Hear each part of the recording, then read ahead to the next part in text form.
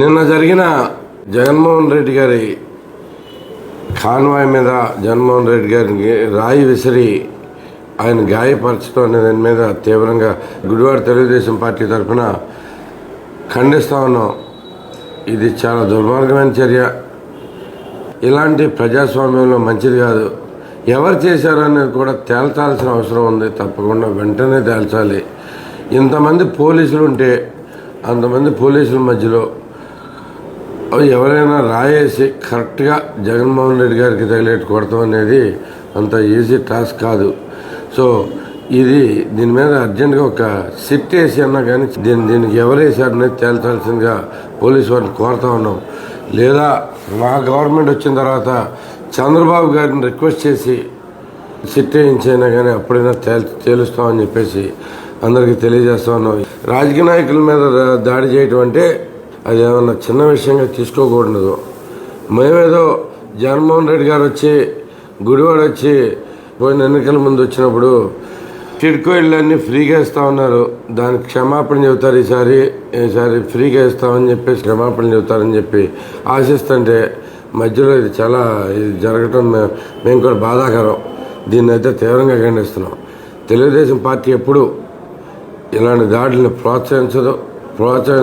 అలాగే వాళ్ళని అంత ఈజీగా తీసుకోకూడదనే మా ఉద్దేశం కూడా.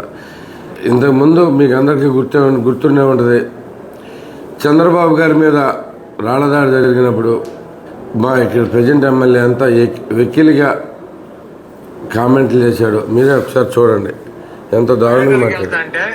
ఎంతమంది పోలీసు పహారాలో అతని యాత్ర నడుస్తుంది. ఎవడో చీకట్లో రాయిసిరాడంట ఈయన మీదకి, ఈయన చంపేద్దామని చెప్పి ఇంత గులకరాయి. ఈయన పౌరమా పిట్ట గులకరాయి పెట్టి కొడితే పోటాకి ఎవడిసుడతాడు? పక్కింటి హీరోని తీసుకొచ్చి అదాలం ఎక్కాలని చూస్తున్నావు కాబట్టి నీ తాలూకు ఎవడు ఇసుకుంటాడు. ఆయన పార్టీ కార్యకర్తలతో గులకరాళ్ళు ఎంచుకోవటం. సో ఇంత దారుణంగా మాట్లాడతారు. ఇదే మాటలు మేము అనవచ్చు, చాలా ఈజీ కనబడటానికి. కానీ ఒకటి మాత్రం చెప్తున్నాం, ఎవరి మీదైనా రాళ్లదాడి జరగడం మాత్రం తీవ్రంగా గర్వనీయం. దాన్ని తీవ్రంగా ఖండిస్తున్నాం. దీని మీద మాత్రం అర్జెంటుగా పోలీసు వారు ఇంత వైఫల్యం, ప్రభుత్వం సొంత ముఖ్యమంత్రిని కాపాడుకోలేనంత దారుణమైన పరిస్థితుల్లో ఈ ప్రభుత్వం ఉంది. ఈ ఒక్క కారణం చాలు డీజీపీ గారిని సస్పెండ్ చేయడానికి. దీని మీద వెంటనే చర్యలు తీసుకోవాల్సిందిగా ఎలక్షన్ కమిషన్ కూడా కోరుతున్నాం. తప్పకుండా మీరంతా దీని మీద వెంటనే తీసుకోండి. ఈ పోలీసు వైఫల్యంగా పరిగణించండి. నిన్న జగన్మోహన్ రెడ్డి గుడివాడ వచ్చి సీఎంగా గుడివాడ వచ్చి సిద్ధం సభ పెట్టారు. ఇక్కడ సభ ఎలా జరిగిందో మీకు అందరికీ తెలుసు. మేము ఎంతమంది వచ్చారు, ఇంతమంది వచ్చారు అనుకోని ఇదంతా కూడా అనవసరం, టైం వేస్ట్. సభలో ఇక్కడ దాకా వచ్చి మీరు చూస్తే ఏం జరిగిందనేది చూస్తే ఏదో నలుగురు పెట్రోల్ ధరలో మాట్లాడుకున్నట్టు, నువ్వంత రోడ్డు, నువ్వెంత రోడ్డు, నేనెంత రోడ్డు, వీరుడు సూర్యుడు ఒకళ్ళు పొగడతాం, ఇంకోళ్ళేమో ధర్మాత్ముడు మహానుభావుడు అని ఇంకోళ్ళు పొగడతాం.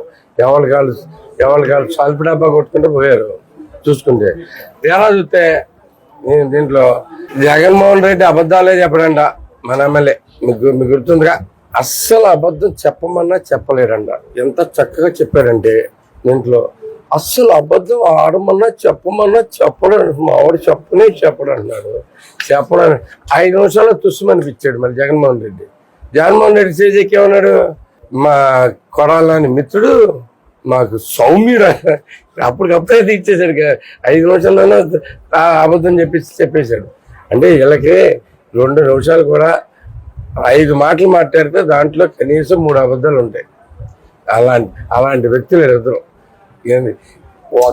పోనీ ఇక్కడ దాకా వచ్చిన వాళ్ళు, ఇది మొన్న లాస్ట్ టైం వచ్చినప్పుడు చెప్పారు కదా, మన టిడ్కో ఇల్లు ఫ్రీగా ఇస్తారని, దాని గురించి మాట్లాడాల. గుడివాడకి ఏం చెబుతారో చెప్పలా. పోనీ కృష్ణా జిల్లాకి ఏం చేస్తారనేది చెప్పలా. ఏది లేదు. నేను ఒంటరోడిని, నేను బిడ్డని, కమ్మేసి వాళ్ళకి ఇవి ఉన్నారు, వాళ్ళు ఉన్నారు. ఒంటరోడు కాకేమవుతావు, ఉన్న వాళ్ళందరూ చంపుకుంటా పోతుంటే సివిల్ ఒక్కడే మిగులుతారు. ఇక ఎందుకంటే అమ్మ ఉంది, చెల్లి ఉన్నారు, ఇద్దరు ఎగిలేరు. అమ్మేమో ఉండలేక నీ బాధపడలేక వెళ్ళిపోయారు. ఆవిడ ఈ చెల్లెళ్ళు ఇద్దరు ఉన్నారంటే వాళ్ళు అడిగిన ప్రశ్నలకే సమాధానం చెప్పు నువ్వు. వాళ్ళంతా చక్కగా కూర్చోబెట్టి అన్ని ఎక్స్ప్లెయిన్ చేస్తుంటే దానికి ఆన్సర్ ఇచ్చే ధైర్యం లేదు. వీళ్ళందరూ కలిసి దేశాన్ని ఉద్ధరిస్తామని చెప్పేసి బయలుదేరుతా ఉన్నారు. వీళ్ళేంటి ఉద్ధరించేది? ఏంటోకి గుడి వాళ్ళ ఇన్ని బాధలు ఉన్నాయి, ఏమి అసలు దాని గురించి మాట అనేది మాట్లాడలేదు. అది కాకపోతే ఒకే ఒక్క విషయం చెప్పాడు జగన్మోహన్ రెడ్డి, అది మాత్రం మెచ్చుకోవాలి. ఏంటంటే ఈ ఐదేళ్లు కొడాలని ఏం పని చేయలేదు, సో ఇంకో అవకాశం ఉండి ఆయన చేసి పెడతాడని చెప్పాడు. ఇది మనకి అందరికీ తెలిసిందే, నేను మొదటి నుంచి ముచ్చుకుంటున్నదే. ఈ 5 ఏళ్ళు కాదన్నా, 20 ఏళ్ళు ఏం చేయాలి? ఇట్లాంటి వాడు మన నెత్తి కూర్చోబెట్టుకున్నాం. వాడిని అందరినీ చక్కగా పంపించేద్దాం ఇంట్లోకి. ఇలాంటి సభలు అనవసరంగా జనాల మీద రుద్దకండి. టైం వేస్ట్, డబ్బులు వేస్ట్, మొత్తానికి పెట్రోల్ దండగా అన్నట్టు మీకు ఇవన్నీ వేస్ట్ అవుతున్నాయి. ఏమైనా చెప్పదలుచుకుంటే ప్రజలకి ఒక్కసారన్నా ఇది చేయబోతున్నాను, ఇంత బాగా ఉండబోతుంది మీ జీవితం అనేది ఏమని చెప్పండి. ఈ రోడ్డు వేస్తానని చెప్పండి, బిల్డింగ్ కడతానని చెప్పండి, బ్రిడ్జ్ కడతానని చెప్పండి. లేదు రైతులు ఆదుకుంటానని చెప్పండి, దళితుల్ని నుంచి సంప్రమం అని చెప్పండి, ఇట్లాంటివి ఏమైనా చెప్పండి. అసలు మీ ప్రభుత్వంలోనే దళితులను చంపేస్తారు, బీసీలను నానా రకాలుగా వేధిస్తారు. అలాగే మనకి ఎక్కడ చూసుకున్నా కానీ అరాచకాలు అరాచకాలు చేసి అద్భుతంగా అబద్ధాలు చెప్పగలను. ఇలాంటి వ్యక్తులు మీరు అందరూ వచ్చి మాకు చేసేదేం లేదు. దయచేసి మీరు మరొకసారి ఇక్కడికి రాకండి. మా టైం వేస్ట్ చేయకండి, మీ టైం వేస్ట్ చేయకండి. సభ సక్సెస్ అయిందంటారా లేకపోతే జనాలను తరలించారంటారా? సభ సక్సెస్ అవడానికి పెద్ద మ్యాటరే ఉండదండి, తెలిసిందే కదా. వాళ్ళకి మళ్ళీ సొల్లు కబుర్లు చెప్పండి. నానికి మళ్ళీ 1,00,000 మంది వస్తే మన దగ్గర 5,000 కూడా లేవన్నాడు.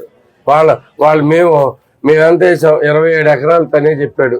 27 ఎకరాలు సభ పెట్టి చేసాము. మొత్తం సైట్ అంతా అక్కడ 3 ఎకరాల సైటు. 3 ఎకరాల సైట్ని కుదిచ్చేసి దీంట్లో పెట్టి సభ బాగా జరిగిందని చూపిస్తాను ట్రై చేస్తున్నారు. ఎవరో అనుకుంటే కనీసం టిడ్కో ఇల్లు మొన్న అనౌన్స్ చేశారు కదా, ఫ్రీగా ఇస్తానని, నాని ఇప్పిస్తానని. ఏం చేశారు? జగన్మోహన్ రెడ్డి వచ్చినప్పుడు చెప్పించాలి కదా, కనీసం ఆ మాటలను తెప్పించాలా? అది కూడా చెప్పించాలా? ఇవన్నీ అసలు చూసుకొని మీరు వీళ్ళన్నీ అబద్ధాల బతుకులు, అసలు జీవితమే అబద్ధం వీళ్ళకి. ఇంకా మించి ఇంకేం లేదు. ఇంకేమన్నా అంటే ఈ బూతులు తిట్టుకుంటూ అటు తిట్టుకుంటూ ఇది తిట్టుకుని మాట్లాడతాం. సో మీ సంగతి అంతా అందరికి అర్థమైంది అబ్బాయి. ఈ సభ అసలు ఎలా వచ్చారో అనేది కూడా అనవసరం మాట్లాడుకుంటాం. పూర్తిగా మర్చిపోదగ్గ సభ. ఎందుకంటే ఏ మాత్రం విషయం లేదు, ఏ ఒక్కరూ సరైన టాపిక్ మీద మాట్లాడలేదు. అదైతే కనుక స్పష్టం. ఇది ఒకళ్ళనొకళ్ళు పూడుకుంటానికి ఎటు మీరు ప్రెస్ మీట్లు అదే చేస్తున్నారు. మళ్ళీ ఇక్కడ జనాలు తరలిచ్చి మరి పూడుకుంటాం ఎందుకు? కాపేసేయండి అమ్మ, శ్రద్ధం గిద్దం సభలో సాప చుట్టేయండి, బయలుదేరండి ఇంటికి. సీఎం క్యాంప్ కారు గుద్ది ఒక అమ్మాయి కాలు దాని నుంచి అధికారులు కానీ మహిళ ఎక్కడి నుంచో దూర ప్రాంతం నుంచి వచ్చిన మహిళ, దాని అధికారులు కానీ ఇటు ప్రభుత్వ ప్రతినిధులు కానీ అమ్మాయిని ఏం పెట్టుకోలేదు, గవర్నమెంట్ హాస్పిటల్లో ఉన్నారు. అది మీ దృష్టికి వచ్చింది.